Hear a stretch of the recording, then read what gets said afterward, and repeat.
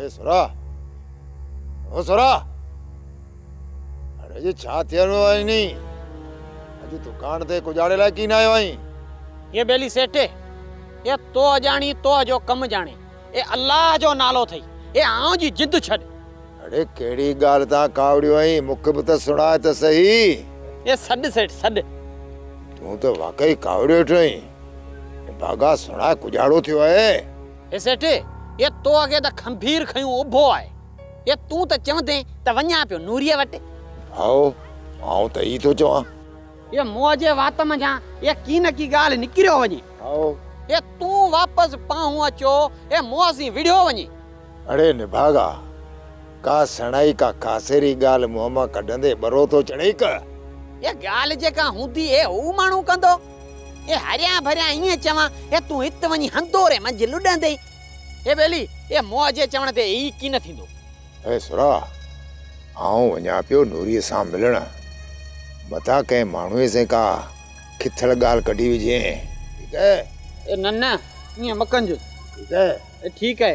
ये तो वञ वञ। मासी, एतिरा ॾींहं गुज़री विया आहिनि, पर भुरल मूंखे परचाइण बि कोन आयो आहे।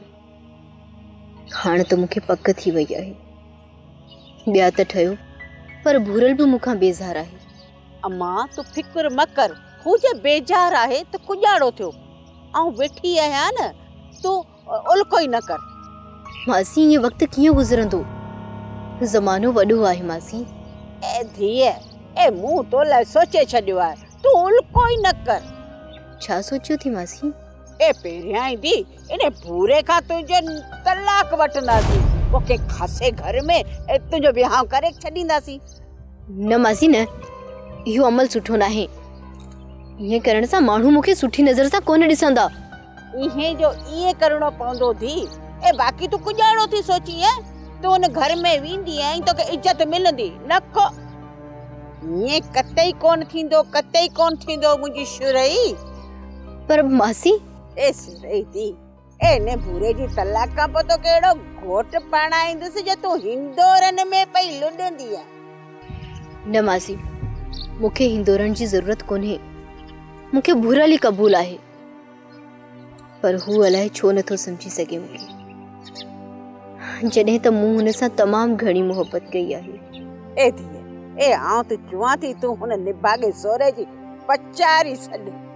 ए हथे कुजाड़ो कंदासीं, हाणे तूं उन लाइ सोच सोच।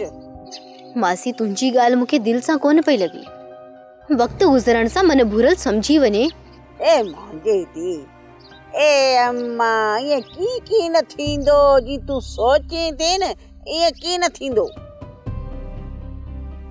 सोप सीरियल सारंग जा तमाम एपिसोड्स ॾिसो HD क्वालिटी में। विजिट करियो असांजो YouTube channel Sindh TV HD drama.